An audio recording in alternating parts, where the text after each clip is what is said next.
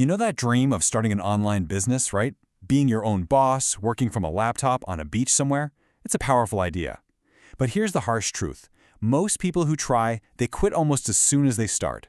We're going to make sure that's not you. So let's get right to it. We need to ask the big question, the one that could literally determine your future. Is this online business of yours a dream that's actually going to happen? Or is it already on a path to a dead end? Look, the reality is, starting an online business is easy. That's the appeal. But because it's so easy, there are these common traps that, well, they catch just about everyone. So in this breakdown, we're going to unpack the 7 most critical mistakes, the ones you absolutely have to avoid if you want to build something that actually sticks around. All right, here's the game plan. We'll kick things off with the online business reality, then jump into the big mistakes in mindset, strategy, and finally execution. And stick with me, because by the end, you'll see how just knowing this stuff gives you a massive leg up. Okay, so the biggest selling point of an online business, it's also its biggest trap. I mean, it is so cheap and easy to get started. You can grab a domain name for what, $10? But that's the double-edged sword. Because it costs almost nothing to get in, it costs you almost nothing to walk away the second things get tough. And trust me, they will get tough. And that leads us right into our first big category of mistakes. See, most businesses don't fail because the product was bad or the website was ugly. No, the failure starts way before that. It starts right between your ears with a couple of critical mindset issues. And here we go, mistake number 1, and it's a big one, the hobby mindset. So many people get sucked in by these crazy promises of get rich quick, right? So they kind of dip their toes in the water, treating this whole thing like it's just a casual hobby they can pick up and put down whenever. Just look at the difference here. Imagine for a second you took your entire life savings and opened a real brick-and-mortar coffee shop. Would you just lock the doors and walk away after one slow week? No way! You'd fight for it. Your online business needs that exact same level of commitment.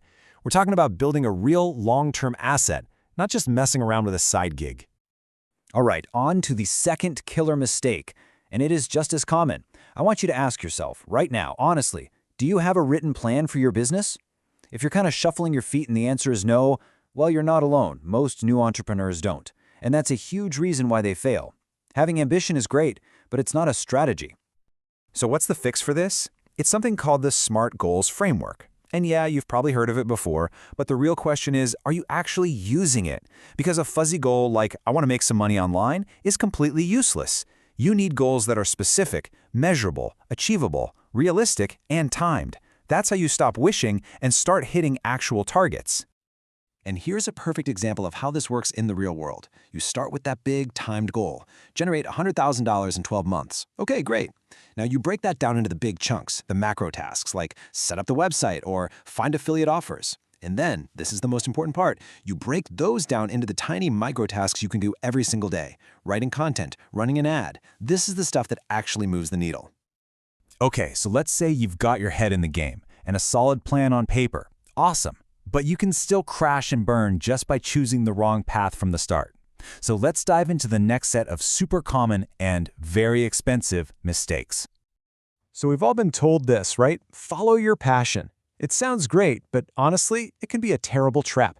Look, you might be super passionate about, I don't know, underwater basket weaving from the 18th century, but if nobody's online searching for that and willing to pay for it, your passion isn't going to pay your rent.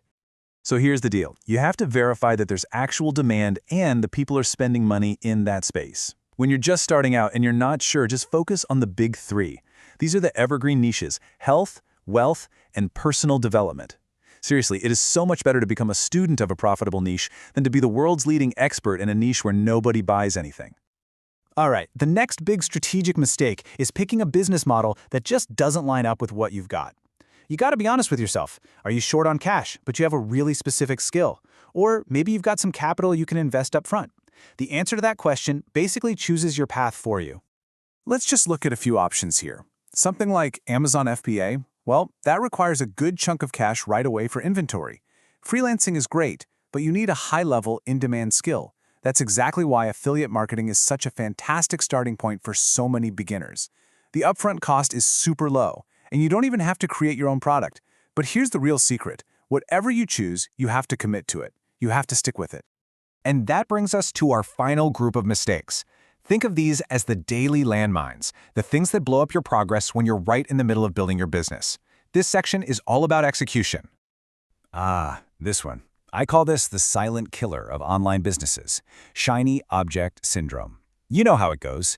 You've picked your business model, you're chugging along with your plan, and then bam, you see an ad for the next big thing, some miracle software or a secret new tactic that promises to make you a millionaire overnight. And all of a sudden, your own plan feels slow and boring.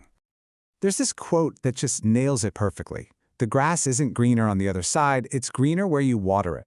Success doesn't come from jumping from one thing to the next. It comes from focus. It comes from mastering one thing. You've got to water your own grass. Okay, if you forced me to name the #1 single biggest reason that online businesses fail, this is it. Hands down. A total, complete lack of traffic. You could have the most amazing website, the best product on the planet, but if nobody ever sees it, you will make exactly $0. End of story. Traffic is the literal lifeblood of your business. You should be spending most of your time, like the vast majority of it, on promotion. I don't care if it's free stuff like creating content and using social media, or paid stuff like Google Ads.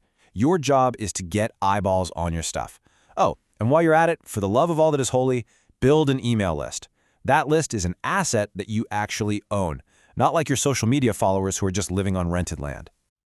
You know, one of the most incredible things about having an online business is that you can track and measure pretty much everything in real time. It's like having a superpower. And yet, so many entrepreneurs just completely ignore it. They're just flying blind, making all their decisions based on feelings and guesswork instead of actual hard data. There's that classic business saying, you can't manage what you can't measure. And it's a classic for a reason. You have to know your numbers. What percentage of people are clicking your ads? How many people who visit your page actually sign up? This data isn't boring. It's pure gold. It tells you exactly what's working so you can do more of it, and it shines a big, bright spotlight on what's broken so you know exactly what to fix. So there you have it, the 7 deadly mistakes. But here's the really cool part. Just by sitting here and learning about these traps, you now have a gigantic advantage over like 99% of other people who are trying to make it online. Seriously, this knowledge is your new secret weapon. But knowledge is only half the battle, right? The only thing that matters now is turning what you know into what you do. So, my final question to you is simple. Now that you know exactly what these 7 traps are, which one are you going to fix first? Think about it, because your answer to that question could change absolutely everything.